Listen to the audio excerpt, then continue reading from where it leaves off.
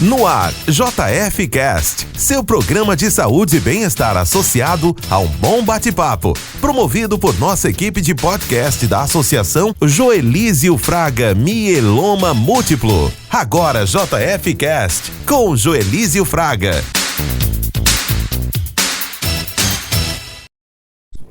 Vamos falar sobre o lúpus e a fibromialgia.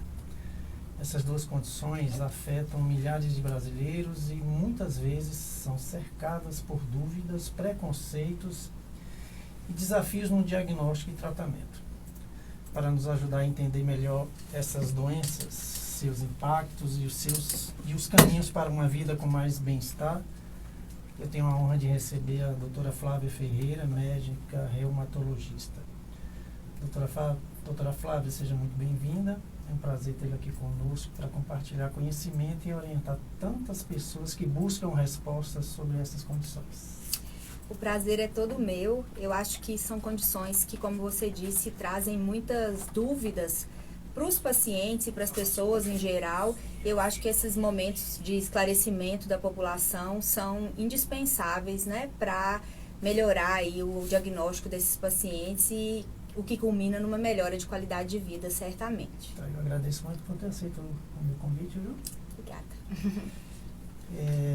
E você que está nos acompanhando ao vivo pela Melodia FM e no Instagram, fique à vontade para interagir, enviar perguntas e compartilhar esse episódio com quem pode se beneficiar dessas informações.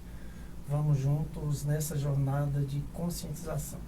Minha primeira pergunta, como eu sempre faço para todos os convidados, é sempre apresentando, né, quem é o convidado. Quem é a doutora Flávia? Doutora Flávia é uma médica mineira que mora na Bahia há 19 anos. Eu me formei lá em Minas, em Belo Horizonte, na Universidade Federal de Minas Gerais, e lá fiz minha formação toda. Desde o final do curso eu me apaixonei pela subjetividade da reumatologia. Eu trabalho com uma área que tem mais de 120 doenças descritas, né? E é um desafio diagnóstico todos os dias. Além disso, é esposa, é mãe do Matheus e da Cecília e apaixonada pela profissão. Eu adoro o que eu faço e eu acho que isso faz muita diferença no trato dos pacientes. Com certeza, tem vocação, né? Tem amor pelo que faz, né? Então vamos lá, porque a gente tem muita coisa para falar aqui, o tempo é praticamente curto.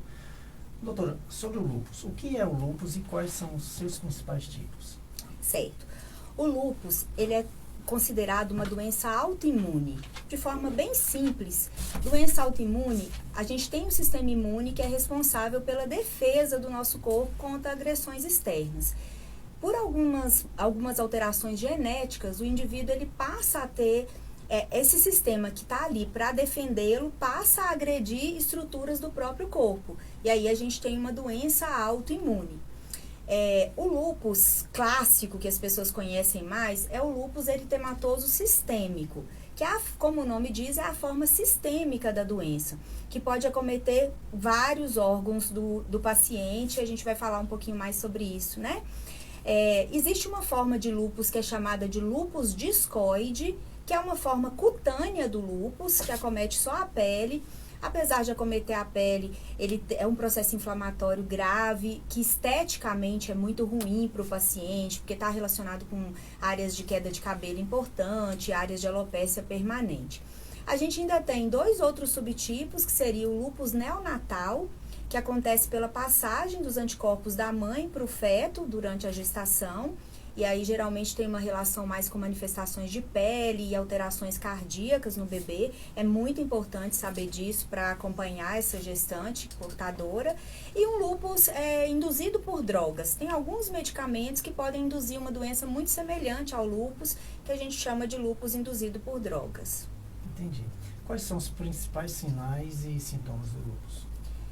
Como uma doença sistêmica, quase tudo pode acontecer no lúpus. A gente diz que é a grande mascaradora, é uma doença realmente muito complexa. Mas, classicamente, o lúpus, como uma doença reumatológica, ele cursa com artrite, que é aquela inflamação nas articulações. As lesões de pele, elas são muito famosas no lúpus e até correlacionam a doença. O símbolo do lúpus é uma borboleta, porque existe um rache, né, uma hiperemia no rosto em formato de borboleta. não é tão comum, mas é típico da doença. Então, as lesões de pele, a artrite, manifestações mais graves como nefrite, que é a inflamação, né, dos rins, alterações no sistema nervoso central e algumas anemias mais graves, como uma anemia hemolítica, são manifestações comuns. Agora, no início da doença, muitas vezes são aqueles sintomas mais subjetivos, né? Já que a intenção é a gente alertar para o diagnóstico mais precoce, é um paciente que ele vai ter uma febre sem motivo aparente, uma perda de peso, um desânimo, uma fraqueza inexplicada, queda de cabelo desproporcional à rotina de uma mulher, por exemplo, que tem o cabelo longo. Então, esses sintomas iniciais, eles são mais subjetivos. Os outros que eu comentei já são aquela autoagressão que eu falei, direcionada para cada órgão. Outra coisa importante é que, assim, ainda que tenha uma possibilidade de acometimento, né, de vários órgãos, no indivíduo único, ele não tem todas aquelas manifestações. Então, é quase impossível a gente encontrar 2 pacientes com lúpus com uma doença parecida. Igual, na verdade. Porque um vai ter a pele e o rim, outro vai ter alteração nas articulações e em outros órgãos. Entendeu? Lembrando que nós estamos no mês de conscientização do lúpus e da fibromialgia, né? Que é o fevereiro roxo, né? Exatamente. É bem pertinente, né? Nosso encontro nesse mês, porque o fevereiro roxo, assim como, né, vários meses que tem essa questão das cores, ele procura chamar atenção justamente com esse intuito de conscientização para diagnóstico precoce dessas doenças. E aí, na reumatologia, o fevereiro roxo é lúpus, é fibromialgia e Alzheimer, né? Isso. Mas na reumatologia a gente foca no lúpus e na fibromialgia. Certo. Como é feito o diagnóstico dessa doença? O diagnóstico na reumatologia é outra coisa que é atípica em relação a outras especialidades. A gente não tem critério diagnóstico, a gente chama de critério de classificação. O indivíduo ele tem que se encaixar numa lista de sintomas específicos para que a gente possa classificá-lo como possível portador da doença. Aí, no caso do lúpus eritematoso, é baseado nos sintomas clínicos, né, relacionados a esses órgãos que são acometidos, e existem alguns exames laboratoriais que podem nos ajudar. É muito famoso um exame de laboratório chamado FAM, porque eu costumo dizer, todo mundo que tem lúpus tem FAM positivo, ou praticamente todo mundo. Mas nem todo mundo que tem FAM positivo tem lúpus. Então, o exame ele faz sentido no contexto de uma suspeita clínica forte. A gente não faz diagnóstico com um único exame, não. Então, resumindo a sua pergunta, a gente tem uma soma de alterações clínicas e achados laboratoriais que nos permitem chegar a esse diagnóstico. É a montagem de um quebra-cabeças, por isso é tão... Isso. O FAM é um deles, né? O FAM é um marcador de autoimunidade. Então, como o lúpus é uma doença autoimune, esse FAM classicamente vem positivo. E existem alguns outros autoanticorpos específicos, anti-RO, anti-LA, é um monte de siglas, né? Que talvez não fique tão fácil de compreender, mas que são os anticorpos que são direcionados àqueles órgãos de estresse ali que causam a doença. O paciente também pode ter alterações inespecíficas, né, como anemia, provas inflamatórias, VHS, PCR, mas não existe nenhum exame específico. É essa que é a subjetividade da reumatologia. Não tem nenhum exame que define a doença. Existem achados que somados Você acaba permitem. Investigando, né? Uma investigação geral, né? Exatamente. Eu preciso, como eu costumo dizer, montar esse quebra-cabeça. Entendi. Ele tem uma clínica sugestiva e os exames corroboram essa hipótese. É bem mas complexo, não, né, doutora? É bastante complexo. E também, os dois extremos são ruins, porque uma pessoa que às vezes não tem tanta experiência, ela trata o papel, né? Vê um resultado alterado e diagnostica aquele indivíduo baseado num achado. A gente geralmente nem pede o exame se a história clínica não for sugestiva, porque existem indivíduos saudáveis que apresentam esse marcador típico do lúpus, que é o FAM, por exemplo. Entendi. É hereditário? Hereditário é aquilo que passa obrigatoriamente do pai para o filho. Sim. Lúpus não é hereditário, mas tem um componente genético importante. Então, um indivíduo que tem lúpus, ele vai certamente ter outras pessoas na família portador de doença autoimune. A autoimunidade tem um componente genético significativo, mas você pode ter na mesma família uma pessoa que tem lúpus, outra que tem artrite reumatoide, outra que vai ter uma tiroidite de Hashimoto, um vitiligo. Estou aqui citando várias doenças autoimunes. Então, parentes de primeiro grau têm o risco aumentado de ter a mesma doença, mas não é uma situação hereditária que obrigatoriamente vai passar do pai para o filho. O peso da genética é significativo, mas não é obrigatório aí a herança de pai para filho. Entendi. Quais são os órgãos que podem ser afetados pelo lúpus?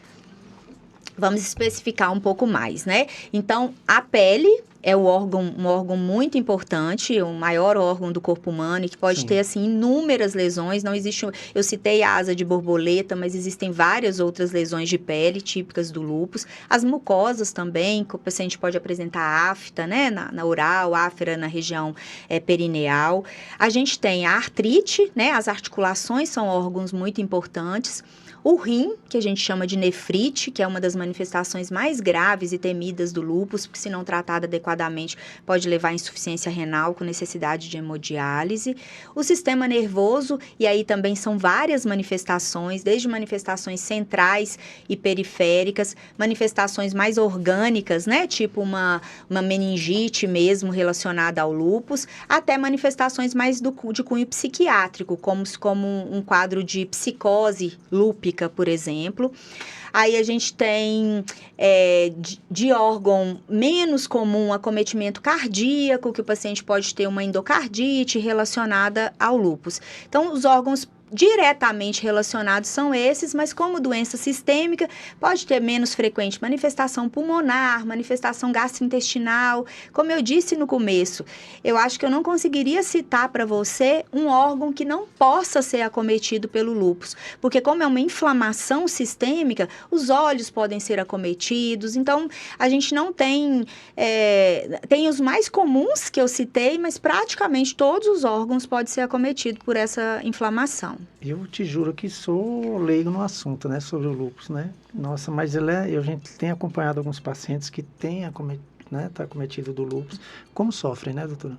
Sim, é uma doença muito agressiva, né? Debilitante, ainda que a gente tenha um contínuo de manifestações, desde formas muito leves até formas muito graves. Nem todo paciente que tem lúpus tem uma doença muito grave.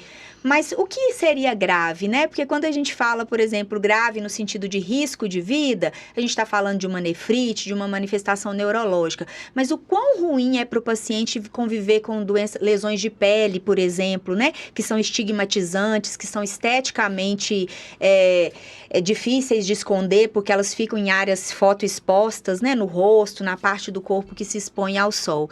Então, assim, independente da gravidade no sentido de risco de vida, o lúpus é uma doença que limita muito a vida. O paciente tem que evitar a exposição solar prolongada. Nós que vivemos num país tropical, né, temos essa dificuldade. Então, é uma doença desafiadora, e esse esclarecimento eu acho que ajuda muito para a gente também entender que, apesar de ser uma doença conhecida como uma doença grave, com os avanços no tratamento, hoje a qualidade de vida do paciente é muito melhor do que 20, 30 anos atrás. Mas ainda é um desafio conviver com lúpus. Você ainda tem, como profissional, você tem alguma limitação no tratar um paciente com lúpus? A gente tem algumas medidas... O suporte do tratamento do lúpus é relativamente bom, vamos dizer assim. Porque a gente tem, inclusive, políticas públicas com drogas de alta performance que são liberadas. A limitação que a gente tem hoje, eu falando de Bahia, né, é a demora na liberação dessas medicações. Elas são liberadas pelas regionais, né? É todo um processo. Vitória da Conquista tem uma regional, antigamente a gente chamava de DIRES, mas o paciente dá entrada, isso vai para Salvador e às vezes demora até 3 ou 6 meses para a medicação ser liberada. Compromete o tratamento. Compromete. No caso da nefrite, por exemplo, é tempo dependente. Então, se esse atraso não é aceitável, o paciente tem uma chance grande de perder a função do rim.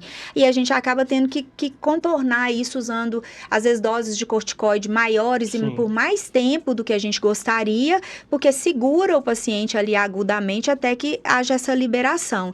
Então, essa negociação precisa melhorar nesse sentido de rapidez na liberação. Realmente, a maioria das drogas não é negada. Tem algumas medicações mais modernas. Custo, né? Sim, tem algumas medicações mais modernas que estão só na rede privada, por enquanto, porque tem todo aquele processo de inclusão, né, via Conitec, essas coisas. Sim. Mas o que está liberado, a gente ainda tem muita dificuldade. Eu acho 3 a 6 meses nada razoável, né?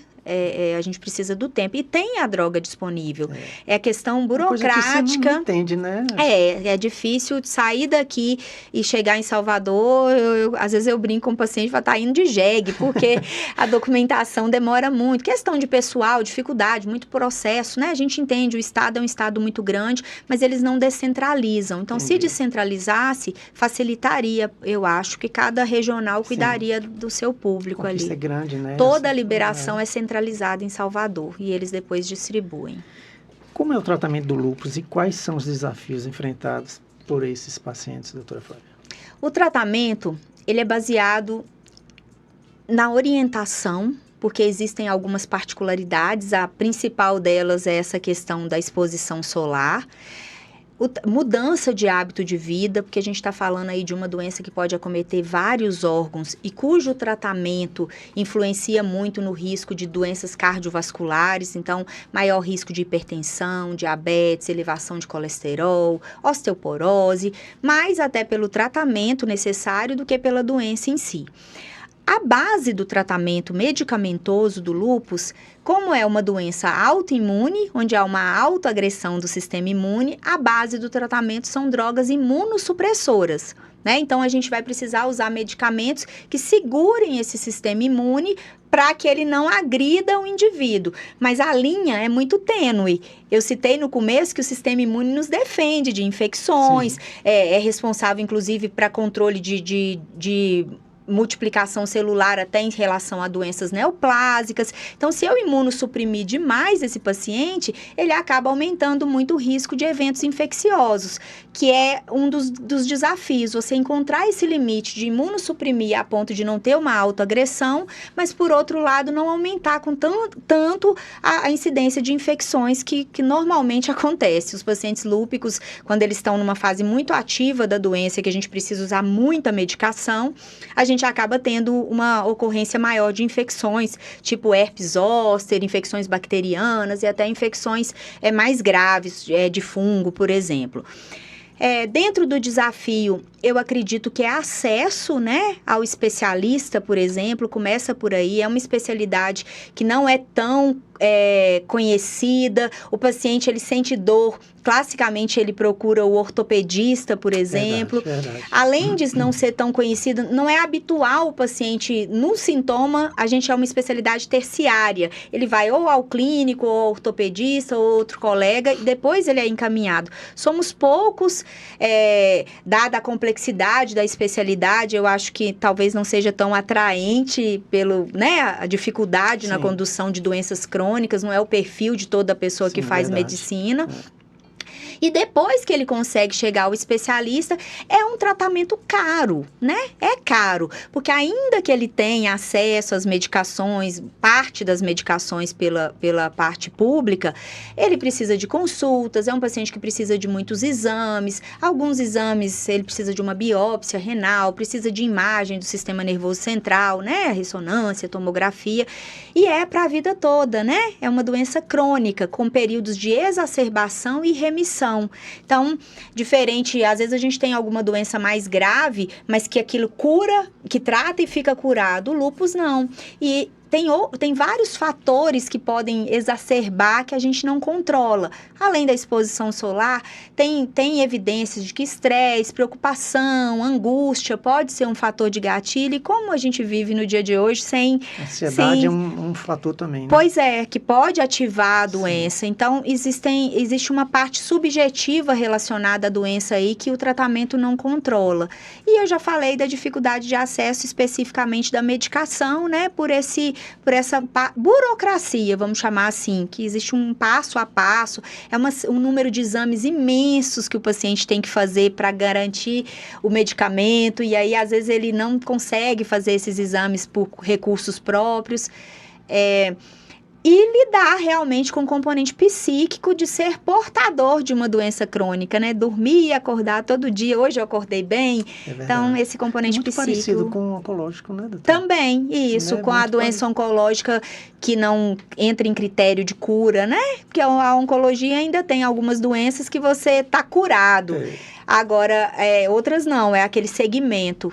E isso eu acho que abala, né, emocionalmente muito os pacientes. Você falando aí do lúpus aí, o sofrimento do paciente, né, no tratar, é muito parecido com o oncológico, porque às vezes você, por exemplo, no meu caso, você coloca o mieloma múltiplo, que eu sou portador, né, para dormir, mas aí vem o medicamento e te detona. Entendeu? Não sei o que é pior. Se você é o mieloma, os medicamentos, as reações dos medicamentos. Acredito que no lúpus é a mesma coisa. É a mesma coisa. Né? As reações acabam Existem com a pacientes, né? Como eu disse, agudamente a gente precisa usar doses altas de corticoide, cientes de todos os riscos, mesmo assim a gente precisa usar o medicamento imunossupressor, fora a imunossupressão por si, efeitos colaterais mesmo, enjoo, mal-estar, diarreia, piora da queda de cabelo. E não é uma coisa igual o tratamento oncológico, que tem um ciclo, né? Aí a gente vai ajustando a medicação para algo que seja tolerável para o paciente. Nem todo E aí a mesma doença, tratamentos diferentes a depender da tolerância. Pois é, sobre o corticoide, o uso do corticoide é comum no tratamento. Quais são os efeitos colaterais e como minimizá-los? Exato. Corticoide foi uma droga, né, que assim mudou a medicina. A gente salva a vida das doenças autoimunes hoje graças ao corticoide. Porque nenhum dos medicamentos imunossupressores, ou a maioria deles, tem uma resposta rápida. Vai variar ali de início de ação mais ou menos 1 mês e a estabilização com até 3 meses. Então, agudamente, a gente precisa desse corticosteroide. O corticoide, ele é uma medicação, é como se fosse um anti-inflamatório hormonal. É produzido no nosso corpo, graças ao cortisol endógeno que a gente mantém nossa pressão, é responsável por nossa homeostase. Mas o corticoide externo, vamos lá, as mais comuns: aumento de pressão arterial, aumento da glicemia, aumento do colesterol, são manifestações clássicas, ganho de peso, né, rápido, às vezes o paciente numa revisão de 21, 30 dias, ele ganhou 5, 10 quilos, depende um pouco da sensibilidade da dose.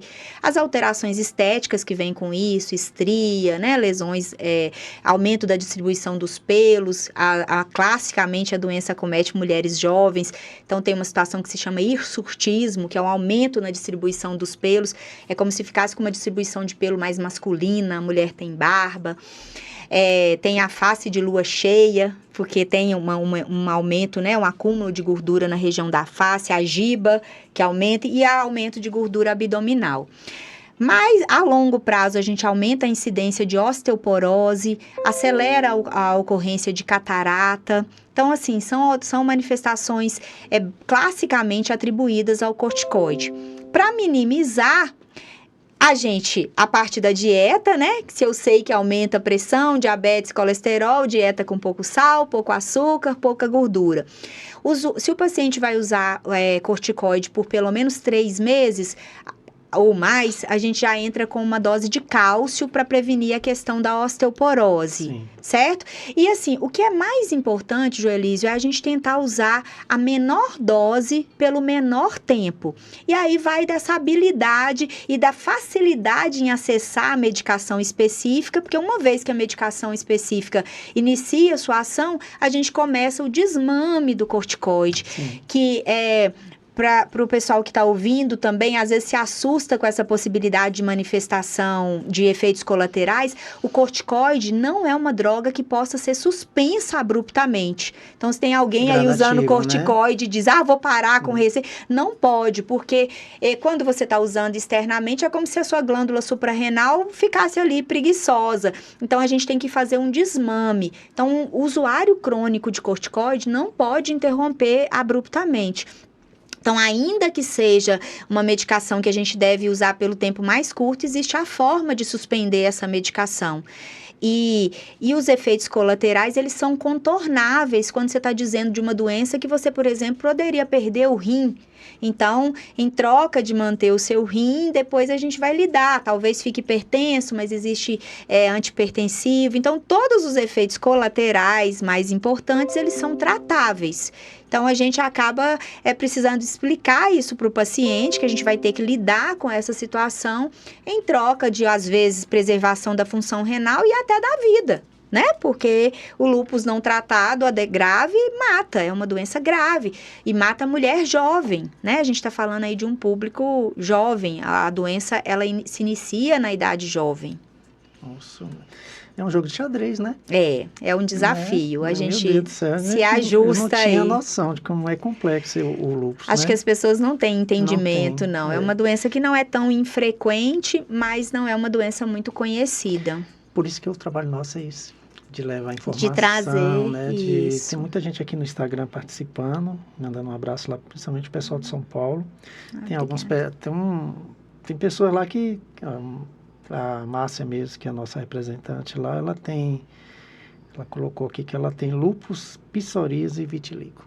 Isso. Vamos aproveitar a carona de Márcia para fazer um comentário, então? Sim. Porque, assim, a autoimunidade é a doença do paciente. A gente subclassifica, eu costumo dizer, para facilitar os estudos científicos. Mas eu tenho uma disfunção do sistema imune, eu tenho uma chance grande de ter mais de uma doença autoimune. Então, é muito comum o paciente que tem lúpus, ele também ter uma tiroidite de Hashimoto, ele ter, no caso, o vitiligo e a psoríase. E aí entra outro desafio, porque o tratamento vai ser direcionado para a manifestação mais grave. Nem o tratamento, igual psoríase cutânea, é uma contraindicação relativa ao uso de corticoide, porque o corticoide tem um efeito rebote na suspensão. Mas se o paciente tem lúpus e psoríase e tem uma manifestação renal grave, eu tenho que deixar a pele em segundo plano e tratar aquela manifestação renal dele. Então, a gente vigia sempre. O paciente que tem diagnóstico de uma doença autoimune, ele tem uma chance significativa de ter a segunda ou às vezes até a terceira, como é o caso dela. O sistema imune se direciona contra várias estruturas e aquele paciente preenche critério para mais de uma doença autoimune e não uma isolada. Entendi. E aquele quebra-cabeça, aquele xadrez que você falou, se torna mais desafiador ainda. Porque a gente precisa encontrar uma medicação que trate as duas doenças e que não seja contraindicada, né, em uma e em outra, por exemplo. Pois é, a nossa querida Dulce, lá de Campina Grande, ela tem lúpus, fibromialgia e mieloma múltiplo. Essa é desafio, né? Mas ela é guerreira, guerreira. Um amor. Um beijo para você, Dulce. Como é que o paciente pode melhorar a sua qualidade de vida e evitar crises da doença, doutora? O conhecimento sobre a doença que ele tem e ações, né, como essas que a gente que estamos fazendo agora, eles são super importantes. Lidar com essa doença crônica, ele vai ter que entender as mudanças de hábito indispensáveis, exposição solar realmente sem fotoproteção está proibido no paciente. Ah, mas eu não posso mais ir à praia. Pode, você não pode se expor sem fotoproteção. Vai colocar um chapéu grande, um óculos grande, uma roupa de praia que esconda, vai evitar ficar exposto ali no sol, nos horários de pico. Nada de marquinha, né? Nada de marquinha, e a marquinha para ninguém, inclusive, que aí a gente já vai para o câncer de pele e para outras questões. Nada disso. Ter hábitos saudáveis, né, relacionados à alimentação, especificamente voltados até para o tratamento que eu citei, que pode piorar alguns padrões, e manter o controle regular da doença, com acompanhamento periódico, porque às vezes aquele paciente ele tem alterações laboratoriais antes da manifestação clínica. Entendi. Então, aquele paciente que faz o segmento direitinho, você consegue detectar alterações antes que ele tenha manifestações clínicas. Fazer o uso correto da medicação, porque imagina, para a vida toda, você teve diagnóstico de lúpus com 13 13 anos. Você vai ter que tomar medicação o resto da vida. Então, na fase que o paciente está bem, ele tende a ser mais displicente com esse tratamento e a gente acaba tendo esse rebote. Atividade física regular é extremamente importante e cuidar dos principais fatores de risco cardiovascular. As doenças inflamatórias crônicas, elas são tidas como um fator de risco isolado para a doença cardiovascular. Tão importante quanto ser hipertenso, diabético, dislipidêmico, sedentário ou tabagista, o peso das doenças inflamatórias, em alguns estudos, se iguala ao diabetes, que é considerado um dos maiores fatores de risco para a doença cardiovascular. Então, o que aconteceu com essas doenças inflamatórias, especificamente o lúpus? Lá atrás, o paciente, a gente perdia esses pacientes, estou falando de décadas, a gente perdia esse paciente agudamente. A manifestação aguda da doença matava aquele paciente. Aí veio o corticoide. Ele já não morria mais na fase aguda, mas ele ainda morria antes das outras pessoas, porque o corticoide causava tanto efeito colateral que salvava a vida dele, mas ainda encurtava. Com o avanço da terapêutica, hoje a gente tem uma sobrevida maior daquele paciente, visto que a gente consegue usar o corticoide por um período menor, né? Então, mudança... o paciente participar da doença dele, o paciente compreender o porquê. Eu não tenho lesão de pele, então eu posso tomar sol. Não, o sol ativa na pele e vai causar inflamação lá no seu rim. O sol não causa a doença de pele, não. Ele é responsável por ativação de um monte de reações que vão culminar em manifestações graves. Eu tenho a pele negra, eu não preciso me proteger do sol. Não, aqui a gente não tá... Até, inclusive, o câncer de pele também não é a cor da pele, né? Sim. Então, o paciente ele precisa compreender a doença dele como um todo e isso vai fazer que ele seja atuante. Ainda que o médico explique, que a gente faça a prescrição, depois que o paciente sai, ele vai seguir ou não essas orientações, estando ele convencido ou não da importância delas. Cabe ao médico, né, esclarecer, são consultas longas, extensas, que a gente precisa, às vezes, até subdividir. Hoje a gente vai falar de fator de risco, hoje a gente vai falar de alimentação, a gente não citou ainda a questão de gravidez, que é uma pergunta muito comum. Quem tem lúpus não pode engravidar. Não é isso, isso é um mito. O lúpus não interfere, inclusive, na fertilidade. Na verdade, o paciente ele precisa estar com a doença inativa, idealmente há mais de 6 meses, né? Tem um momento ideal, porque com a doença ativa a chance de aborto é muito maior. E existem muitas drogas que são teratogênicas. Então, a limitação da gravidez no lúpus muitas vezes está relacionada às medicações que a paciente usa.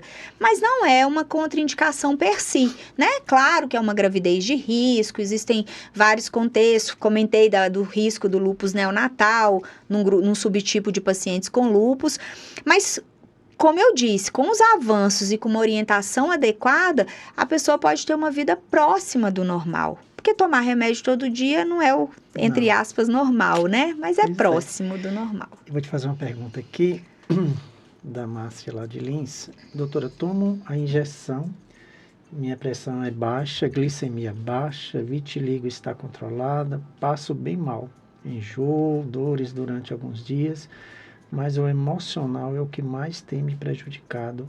É normal? Qual injeção será que ela toma?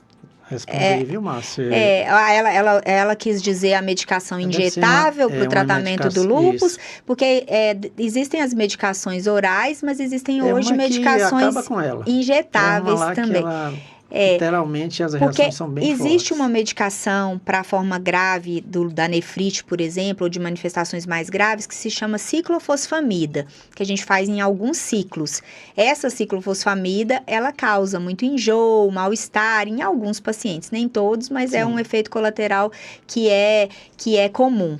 Mas, citando aí o final da história dela, olha como é muito importante o componente psíquico. Ela descreve que usa uma medicação injetável, que dá mal-estar, que causa um monte de coisa, mas ainda o que mais a incomoda é o componente psíquico. Numa situação ideal, a gente precisaria que todos os pacientes com doenças crônicas, inclusive o lúpus, tivessem um suporte emocional, tivessem um acompanhamento psicológico, às vezes até psiquiátrico. Ela toma Belimumab. Belimumab, que é o Benlysta.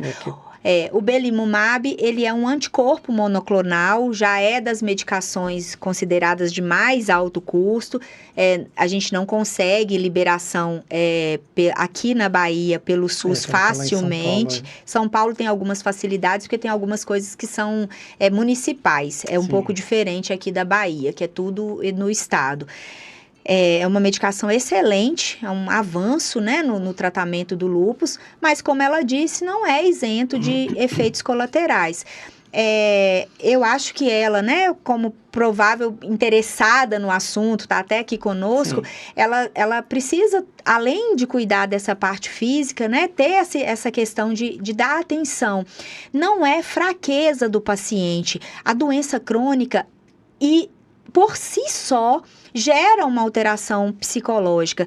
E a inflamação crônica, como eu disse, pode ter manifestações psíquicas do lúpus, o paciente que tem dor de cabeça, a depressão ser manifestação da própria doença, e não só por ser uma doença crônica. Então, esse cuidado com essa parte psíquica aí, ele é indispensável para esse grupo de pacientes. Necessário, né? Necessário. E nem sempre acessível. A pessoa está custando ali para conseguir o remédio, e ele não vai ter condição de manter um psicólogo. Existe alguma relação entre lúpus e outras doenças autoimunes?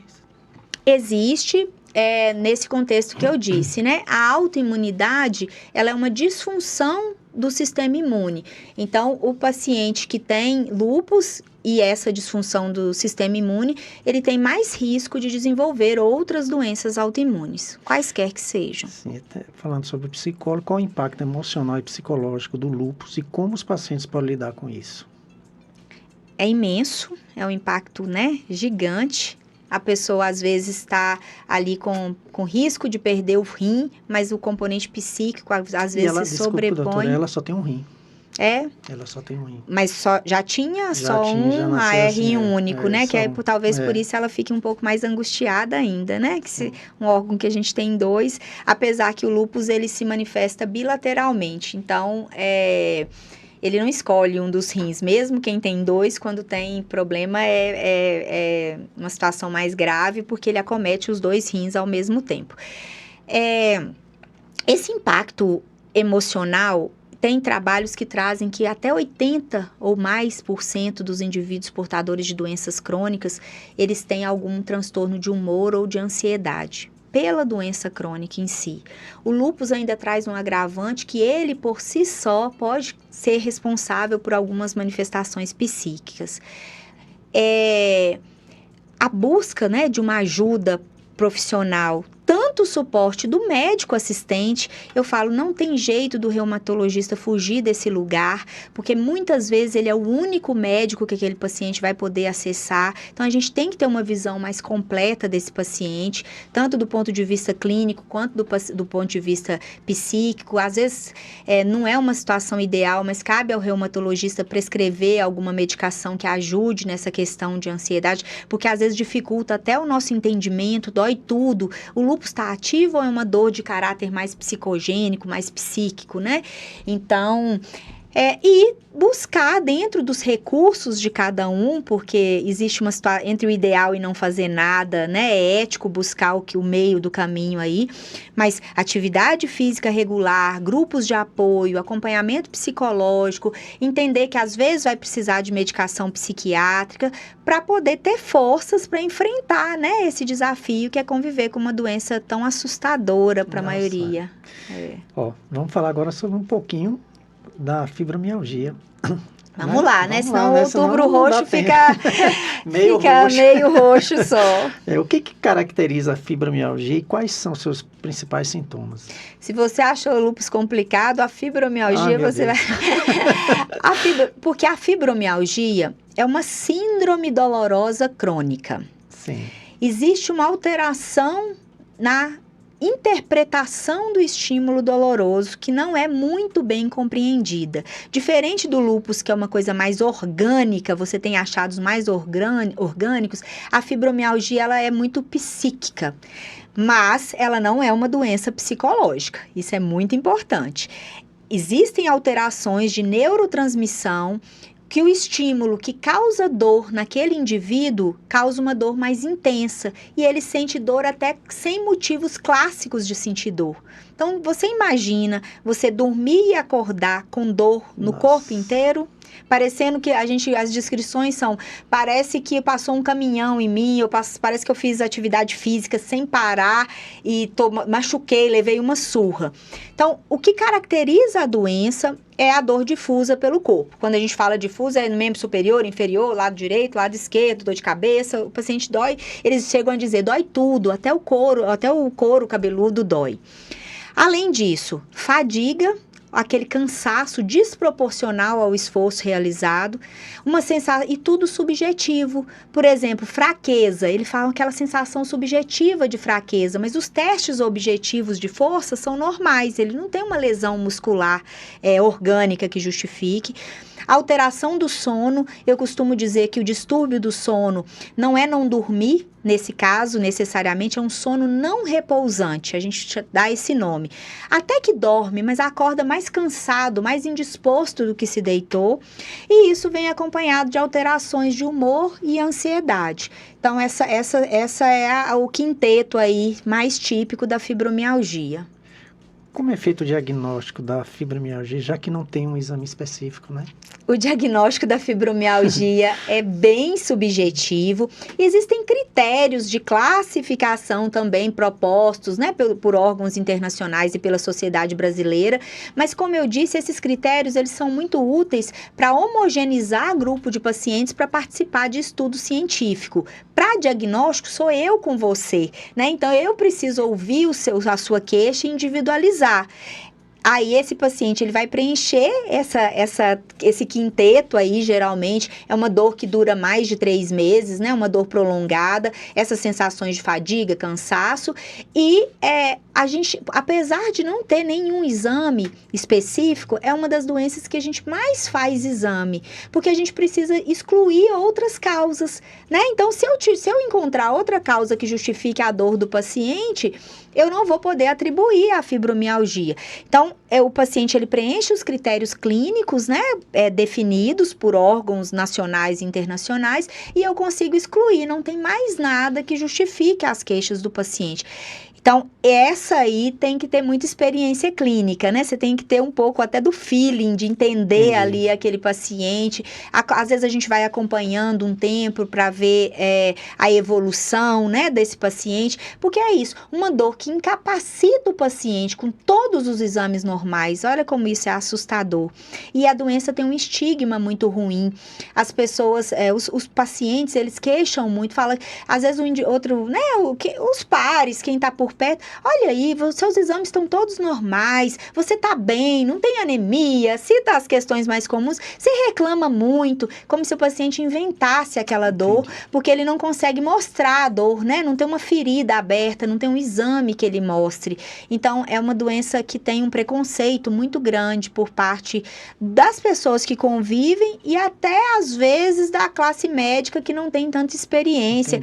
É angustiante para a gente tratar essa doença, porque o lúpus, que a gente acabou de citar, é grave, tem que usar corticoide, tem um monte de remédio, mas o paciente chega mal, você trata, ele melhora. A fibromialgia é uma montanha russa, ela não oscila, dormiu né? bem, outro dia tá muito ruim, teve uma notícia desagradável. Então, a dor, ela expressa em tudo que não está acontecendo da forma que o paciente gostaria. O tempo todo está acontecendo coisas que a gente não gostaria. Então, eles são indivíduos hipersensíveis a estímulos físicos e emocionais. Aquela pessoa tipo banda voou, que o mundo pode acabar em barranco, que ele está encostado, nunca vai ter fibromialgia. São aquelas pessoas que têm um traço de personalidade mais perfeccionista, são pessoas muito autoexigentes, que não conseguem dizer não, né, querem abraçar o mundo. A gente costuma dizer que o fibromialgico carrega o mundo nas costas, porque eles têm uma dor tensional na região da coluna cervical muito grande.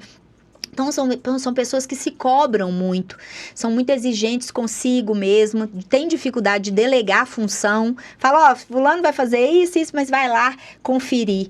Então, isso gera muito sofrimento. Então, eles seguram isso por um período até que aquilo se manifesta com dor. Como se o corpo, vamos dar um freio aí, você vai ter que parar, nem que seja pela dor. Tem uma pergunta aqui de Giovanni. Um beijo, Gil. Já existem outros remédios que não sejam a gabapentina e a pregabalina? Outra coisa, eu faço reumatologia só há 19 anos, que eu só faço reumatologia. O avanço no tratamento de fibromialgia é muito lento, diferente dessas outras doenças autoimunes que põem a vida do paciente em risco, porque a fibromialgia ela causa uma morbidade muito grande, mas ela não tem uma relação com muito risco de mortalidade, né? Fibromialgia classicamente não leva à morte pela doença, a não ser por questões indiretas aí de depressão grave e outras coisas. A base medicamentosa da fibromialgia é muito escassa, é muito pouca coisa. A gente tem a gabapentina, os clássicos pregabalina, ciclobenzaprina. A gente usa muito antidepressivos, a duloxetina, que é um inibidor duplo da recaptação de serotonina e noradrenalina, é muito usada. Hoje, a dupla clássica de tratamento de fibromialgia é pregabalina com duloxetina. Analgésicos são usados com muita frequência.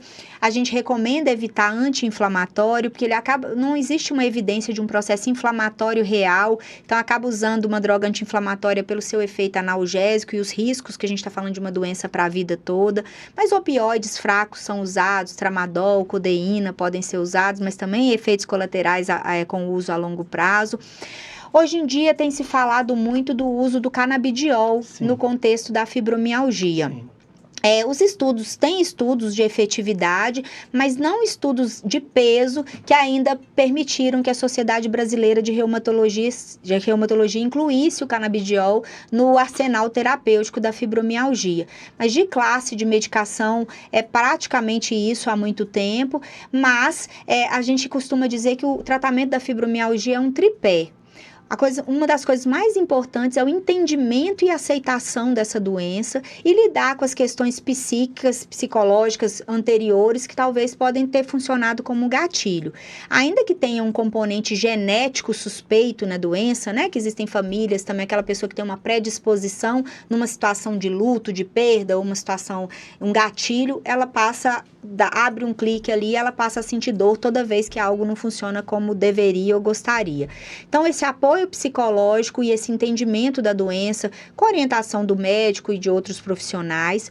Segundo, atividade física regular. Isso é um desafio, porque o paciente fala, eu já sinto dor sem fazer nada. E aí a gente precisa explicar, e falar, olha, lembra, sobe a montanha para chegar no topo, insiste, vai por obrigação. É tão ou mais importante do que usar uma medicação, uma atividade física regular. E por último, a medicação. Eu deixo por último porque é por último mesmo. Não existe nenhum medicamento que acabe com o sintoma doloroso do paciente fibromialgico. Nenhuma medida física, nem medicamentosa que isoladamente vai curar. A gente consegue melhorar a dor desse paciente para torná-lo capacitado para as questões do dia a dia. E os medicamentos não são isentos de efeitos colaterais, porque a gente está falando de medicamentos que precisam atuar no sistema nervoso central ou periférico. Então, eu digo que a gente deve insistir na medicação quando o bem que ele faz é maior do que o mal. E é uma coisa subjetiva. Porque quando eu estou tratando diabetes, se a minha glicemia está 500, eu dou um remédio, eu repito, veio para 100, eu, como médica, consigo dizer que o remédio está efetivo. Na fibromialgia, o paciente tem que quantificar a dor. A dor valia 10, agora com o remédio ela melhorou, e o que ele quer é ficar sem dor. Então, o ideal que ele quer, a gente não alcança. Então, medir essa... Aí a gente tem que ficar insistindo. Mas é melhor com o remédio ou sem o remédio? Não é que está normal sem dor com a medicação, não. Então, isso é frustrante, né, para o paciente. Eu digo que a gente defende, claro, tem formas mais graves da doença que é impossível e tem momentos que a gente não tem como não usar a medicação, o paciente está sentindo dor, mas o remédio ele vai ter um efeito ali paliativo pontual do analgésico. Quando a gente consegue uma adesão do paciente, que a gente consegue virar essa chavinha, que ele consegue encontrar uma atividade que ele goste, que ele perpetue, tem um apoio psicológico bom, um amparo familiar, muitas vezes a gente consegue, inclusive, tratar a fibromialgia sem medicação. Legal. Das poucas doenças reumatológicas que você pode não usar medicação, é a fibromialgia, que às vezes eu digo, com ou sem remédio, a dor vai estar ali. Será que o remédio, às vezes, não está fazendo até mais mal do que bem, porque vai subindo, dobra e a dor não vai zerar. Aproveitar que eu falei da atividade física, que é uma pergunta que surge aí, qual atividade física melhor? Hoje a gente não trabalha com atividade física melhor. Por quê? Como é para o resto da vida, a gente trabalha com algo que o paciente tenha prazer. Por exemplo, a atividade física na água é muito bem-vinda, porque não tem impacto, não machuca a articulação. Mas tem gente que tem medo de água, uma mulher que não quer molhar o cabelo, porque dá muito trabalho. Então, se você impõe ao indivíduo fazer uma atividade que ele não gosta, ele não vai persistir. Então, a gente costuma dizer, qualquer atividade é bem-vinda e quanto mais atividade física, melhor. Classicamente, a musculação, principalmente na fase inicial, não é muito boa, não é muito bem aceita, porque causa dor muscular, né? E a mialgia é a marca registrada, então o paciente vai piorar muito. Mas eu, inclusive, tenho pacientes que têm prazer com a musculação e a atividade que escolheu.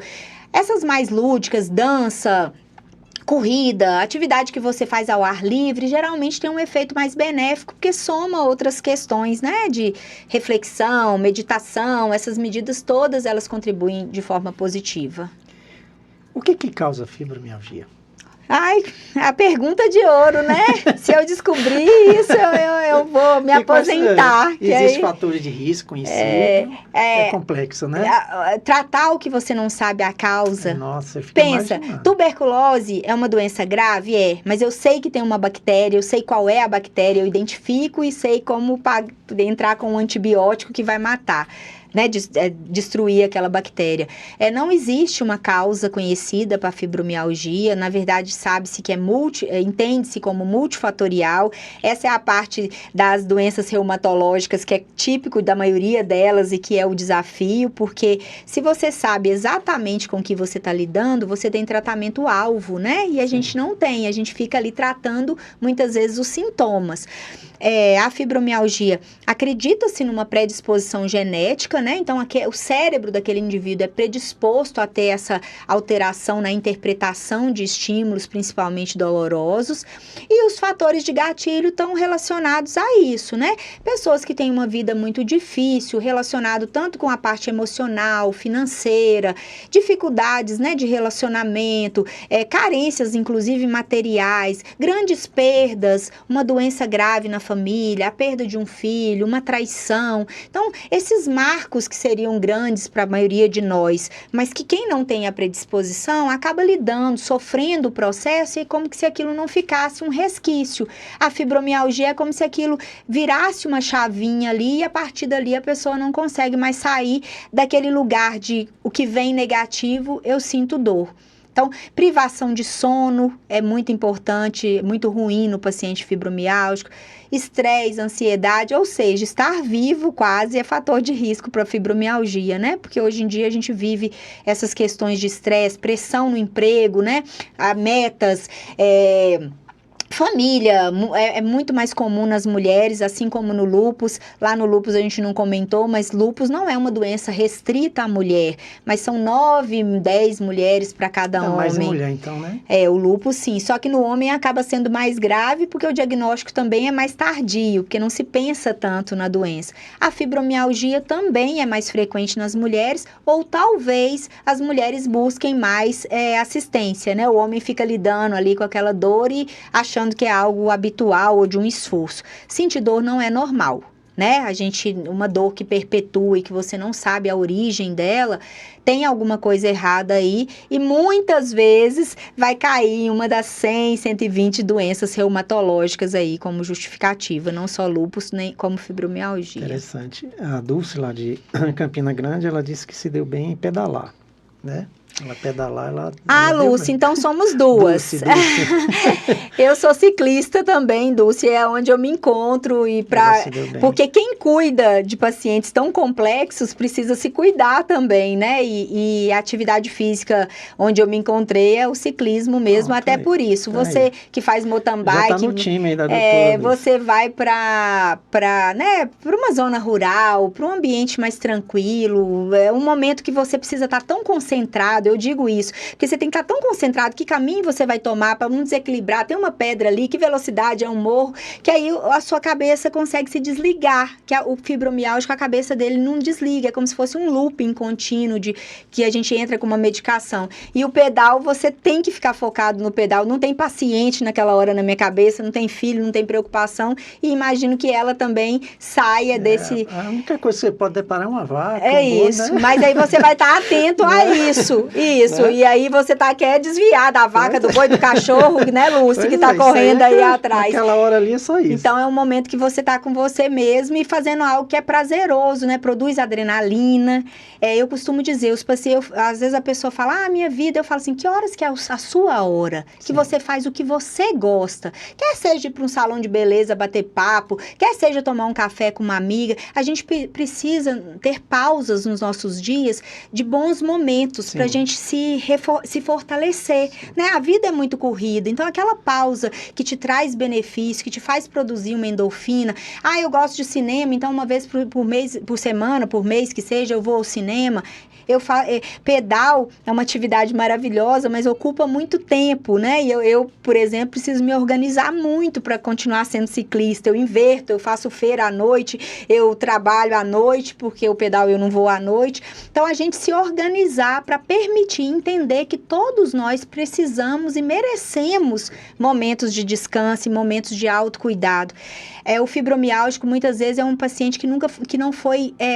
colocado no colo da forma que deveria ter sido. E quando eu falo colocar no colo, não é só o pai e a mãe colocar no colo, é aquele acolhimento. E aí ele precisa desenvolver formas de se colocar no colo. Ele entender que ele mesmo precisa se cuidar, sem delegar ao outro esse cuidado, né? Você precisa encontrar coisas que te façam bem, situações independente do outro. Porque por mais apoio que tenha, Joelise, são doenças solitárias, né? Quem está vivendo isso, eu como médica, eu interpreto, a gente faz estudo científico, mas o que está passando ali dentro da dor daquela pessoa, sabe, né? Como vai medir a dor do outro, né? Como lidar com as câimbras? Cãibra é uma queixa frequente na fibromialgia, apesar de... a gente tem algumas piadas na medicina e a cãibra talvez seja uma delas, porque assim, eu trato tudo menos cãibra. Porque assim, exceto a cãibra, que tem uma base fisiológica de alteração de distúrbio hidroeletrolítico, pegando o gancho do pedal, né? Se você se desidrata, perde muito potássio, muito magnésio, que tem uma causa orgânica, o paciente que usa um antihipertensivo, é muito comum diurético causar uma perda de potássio, e aí o paciente tem cãibra por causa disso, é uma contratura muscular. Quando a gente está falando de uma doença muscular, né, como a fibromialgia, esse paciente tem uma hipersensibilidade. É importante que a pessoa que está dizendo dessa cãibra, que faça uma triagem para as causas orgânicas de cãibra, né? Tem pressão alta, você usa diurético, está perdendo mais potássio do que deveria, e algumas outras doenças metabólicas que podem ter relação, mas na maioria das vezes a ciência não explica muito bem a cãibra, não. E tem hipótese vascular, tem hipótese de contratura muscular, relaxamento, alongamento muscular, manter, se é uma atividade física mais extenuante, manter uma hidratação adequada, lembrar que só água não hidrata, que você precisa dos minerais, que quando você está suando, você está perdendo outros minerais, mas uma resposta simples para a pergunta dela não existe, porque tem que investigar a causa, muitas vezes não vai achar uma causa específica, ela tem que fazer medidas relacionadas principalmente à hidratação. Doutor, nós temos assunto aqui para 2 podcasts.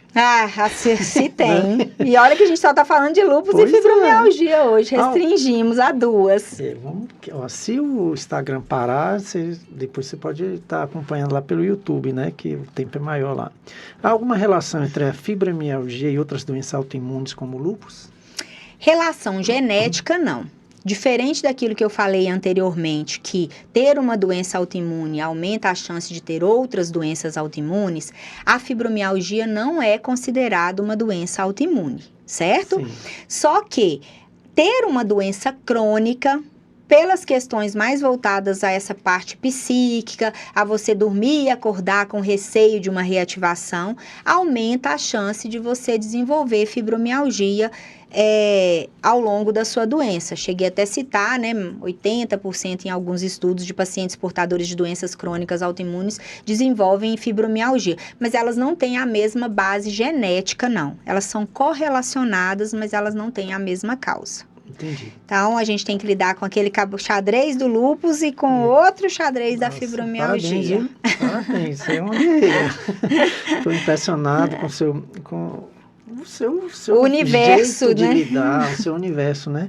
E que mensagem a doutora deixaria para aqueles pacientes que convivem com essas doenças?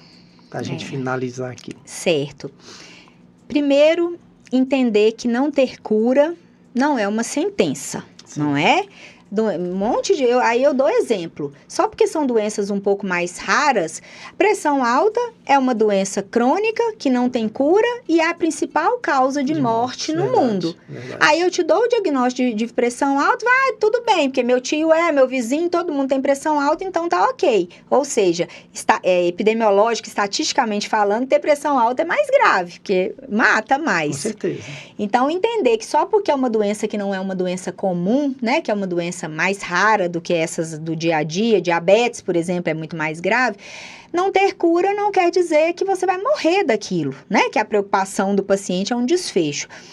O entendimento da doença e o paciente seguir as orientações, manter a adesão, é indispensável para um desfecho positivo. E uma postura positiva também, né? Por mais grave que seja a doença, todos os trabalhos mostram, a gente pode citar a oncologia aí, a postura do paciente diante daquele diagnóstico, o enfrentamento daquele paciente, muda o desfecho, porque lúpus também pode piorar por questões psíquicas, traumas, preocupações. Então, a gente não está livre disso, claro, né? A gente não tem como viver numa redoma. Mas a mensagem é, entenda bem a sua doença, encontre um profissional que você confie, porque vai ter altos e baixos, por melhor que seja o profissional, não é responsabilidade do profissional, muitas vezes, é uma característica da doença. A gente não controla o entorno, né? A gente não controla o entorno. Vão ter dias ruins. Paciente fibromialgico, eu falo, está péssimo, deita e só respira. Mas lembra que amanhã você vai levantar de novo, não se entrega à doença.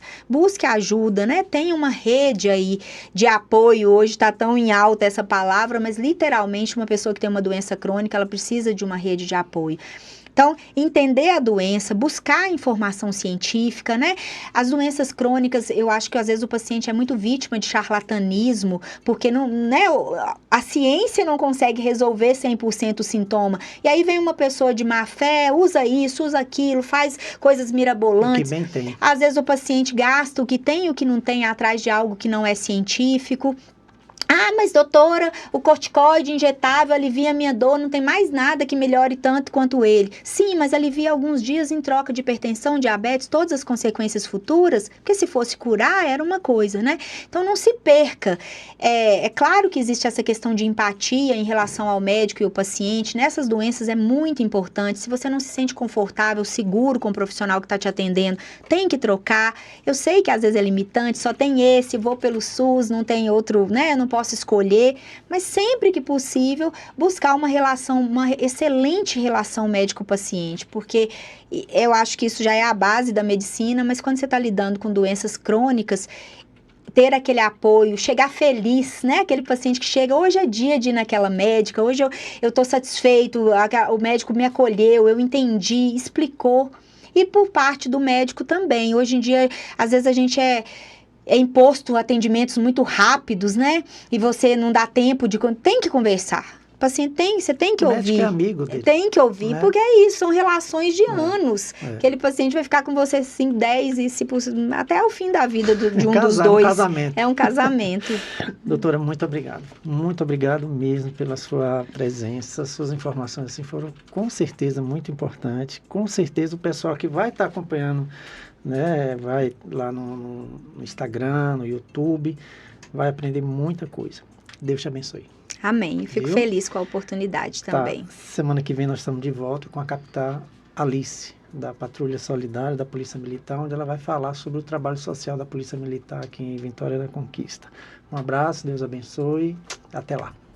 Você ouviu o JF Cast, um podcast produzido pela Associação Joelísio Fraga Mieloma Múltiplo. Saiba mais no Instagram, @Joelísio_Fraga. No YouTube, AJFMM.